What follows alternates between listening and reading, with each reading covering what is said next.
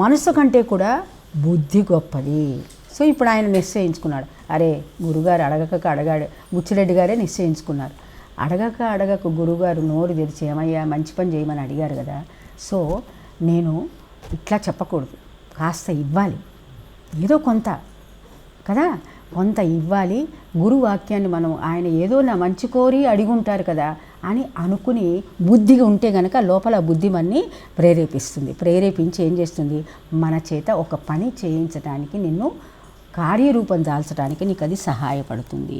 So అందుకని మనసు కంటే కూడా ఈ బుద్ధి ఇంకా చాలా గొప్పదైనటువంటిది. సో ఇప్పుడు వాక్కు నీ దగ్గరే ఉంది అన్నిటికంటే, అంటే ఈ ప్రపంచం కంటే, ఈ నామరూపాత్మకమైన ఈ ప్రపంచం కంటే వాక్కు ప్రతి మనిషి దగ్గర ఉంది కదండి. మీ అందరి దగ్గర మాట్లాడే కెపాసిటీ ఉందా అంటే ఆ వాక్కుని ఎంత జాగ్రత్తగా వాడాలో మనకి తర్వాత తెలియాలి, అది తర్వాత చెప్తాను. వాక్కు నీ దగ్గరే ఉంది. వాక్కు కంటే కూడా మనసు నీ దగ్గరే ఉందా? మీ అందరికీ మైండ్ ఉందా అంటే ఆ శక్తి భగవంతుడు నీకు లోపల మైండ్ పెట్టి ఇచ్చాడు. పిచ్చివాళ్ళు ఎంతమంది చూడలేదండి, అసలు వాడికి ఏం మాట్లాడతాడో తెలియదు, వాడు ఉన్నాడో లేదో. ఇప్పుడు ఆటిజంగా ఉన్న చిల్డ్రన్ మనం ఒకసారి ఒక ప్రోగ్రామ్ కూడా చేసాం.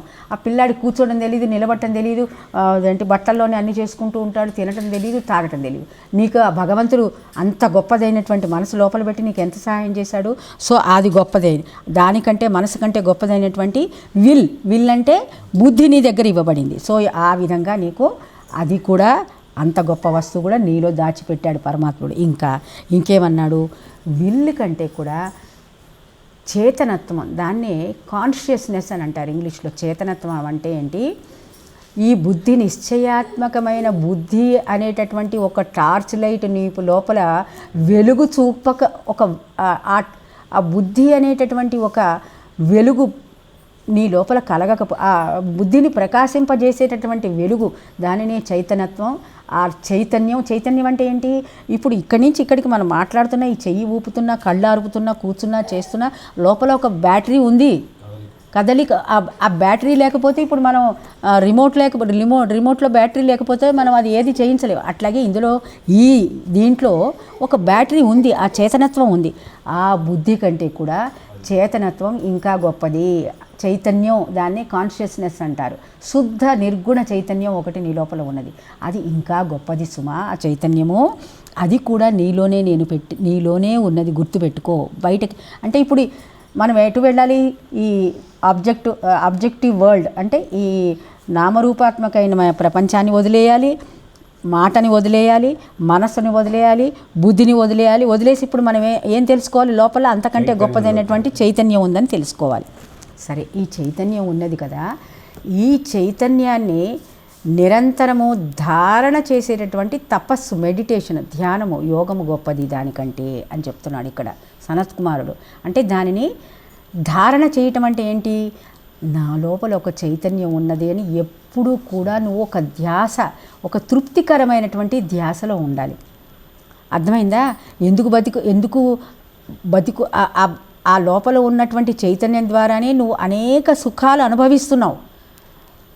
రుచులు, తర్వాత అనేక రకమైనటువంటి దృశ్యాలు, శ్రవణాలు, ఎన్నో సంతృప్తికరమైనటువంటి విషయాలు గ్రహిస్తూ కూడా దాని గురించినటువంటి కృతజ్ఞత నీకు లేకపోయినప్పుడు నీవు దానిని ఆ విలువగల దాన్ని నువ్వు మర్చిపోతున్నావని చెప్పి దాన్ని వాడుకుండటం లేదు. కాబట్టి దానికంటే ధ్యానము తెలియదు. సో దానికంటే కూడా ఈ ధ్యానము లేక అంటే నిశ్చల తత్వానికి రావటం అనేది చాలా గొప్పదైనటువంటి విషయం అని చెప్పాడు. ఆ తర్వాత ఆ నిశ్చల తత్వాన్ని అర్థం చేసుకునేటటువంటి నెమ్మదితనం ఇంకా గొప్పదైనటువంటిది. అంటే ఇది శాస్త్రంలో చెప్పింది ఇదేంటి మన సొంతం కాదు, ఇందులో చెప్పిందంతా కూడా నారద సంవాదం, నారదుడికి సనత్ కుమారుడికి జరిగినటువంటి సంవాదం అంటే సంభాషణ అన్నమాట. సో అండర్స్టాండింగ్ అంటే దేనివల్ల నా చెయ్యి కదులుతోంది, దేనివల్ల నా మనసు కదులుతోంది, దేనివల్ల నా బుద్ధి పనిచేస్తుంది అని నిరంతరము ఒక ధ్యాసలో నీ లోపల ఉన్నటువంటి చేతనం వైపు నీ దృష్టి మళ్లించుకోవటమే, దానిని అర్థం చేసుకోవటమే చాలా గొప్పదైనటువంటి విషయం. ఎప్పుడైతే అర్థం చేసుకునే పరిస్థితికి నువ్వు వెళుతున్నావో నీలో ఒక నిశ్చలతత్వం వచ్చి ఒక తృప్తి కలుగుతుంది. తృప్తి అంటే ఏంటి, నా దగ్గర ఉన్నదే చాలా ఉంది, ఇదే నేను పూర్తిగా అనుభవించట్లేదు. దీనిని అనుభవిస్తే వచ్చేటటువంటి ఆనందం ఇంకా ఎక్కువది. నేను ఇప్పుడు ఆ వస్తు ప్రపంచం వెనకాల పరిగెత్తే దానికంటే కూడా నాలో ఆల్రెడీ గొప్పది ఉన్నది కాబట్టి దీని యందు నేను ధ్యాస పెట్టాలి అనేటటువంటి ఒక దీనికి వస్తావు అన్నమాట, ఒక నిశ్చయానికి వస్తావు. సరే, తర్వాత దానికంటే కూడా గొప్పదైనటువంటిది నీలో ఉంది సుమా. అదేంటంటే నీ పవర్ని ఏమంటాం మనం, శక్తి. నీ లోపల నీకు తెలియకుండా ఎంతో ఈ భోంతరాలన్నిటినీ కూడా దాచుకునేటటువంటి శక్తి నీలో ఇమర్చి పరమాత్ముడు నిన్ను బయటికి తోలాడు, పరమాత్ముడు ఈ ప్రపంచంలోకి వదిలాడు. కాబట్టి ఆ శక్తిని గురించి నువ్వు ఎప్పుడూ అది నీలో నిక్షిప్తమై ఉన్నది. దానిని వెలికి తీసిన వాళ్ళే ఈ అక్కడ మనకు ఉన్నటువంటి ఫోటోలో ఉన్నవాడు శారదామాత, లేకపోతే రామకృష్ణ పరమహంస, లేకపోతే వివేకానందుడు, లేకపోతే సాయిబాబా, చంద్రయాళ్ళు, రామ్లాల్ ప్రభుజీ. ఎందుకంటే వాళ్ళ జీవనాన్ని చూడండి. వాళ్ళు మహా అయితే 50, 60, 70 సంవత్సరాలు శంకరాచార్యులు కానీ ఇట్లాంటి వాళ్ళు అతి తక్కువ సమయం బతికిన వాళ్ళు కొన్ని కోట్ల జన్మలకి సరిపడినటువంటి పని ఈ భూగోళం మీద చేసి వెళ్ళారు. వాళ్ళకి ఆ శక్తి ఎక్కడి నుంచి వచ్చింది? లోపల ఉన్న శక్తిని వాళ్ళు వెలికి తీశారు. మనం ఏంటి దాచుకుంటున్నాం? నాకు చేత కావట్లేదు, నాకు ఒంట్లో బాగుండలేదు, నా స్థితి ఇంతే, నా దగ్గర 10 రూపాయలు కూడా లేవు దానం చేయటానికి. నీ దగ్గర దానం చేసే శక్తి ఉంది, కానీ నువ్వు దాన్ని గుర్తించక ఎంత నాకు చాలట్లేదని అనుకుంటున్నావు. మనకి అవునండి, రోజు నేను 20,000 రూపాయలు చీర కట్టాలనుకున్నాను అనుకోండి, నాకు అప్పుడు 2 లక్షలు 3 లక్షలు జీతం వచ్చినా నాకు అది చాలనట్టు అనిపిస్తుంది కదా. ఒక కాటన్ చీర, ఒక నూలు చీర కట్టాను అనుకోండి, నాకు అంతా మిగులే కదా.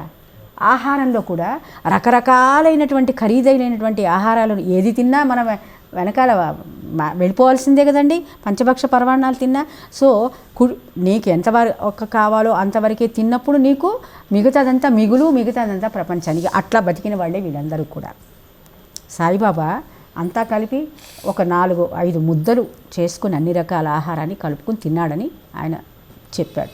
సో ఆ విధంగా దానికంటే కూడా ఆయన చెప్పింది ఏంటంటే, ఆ తర్వాత మనం తినేటటువంటి ఆ శక్తి మనకి తినేటటువంటి ఆహారం వల్ల వస్తున్నది కాబట్టి ఆ ఆహారం ఇంకా గొప్పదైనటువంటిది. అదే పరబ్రహ్మ స్వరూపమైనటువంటిది.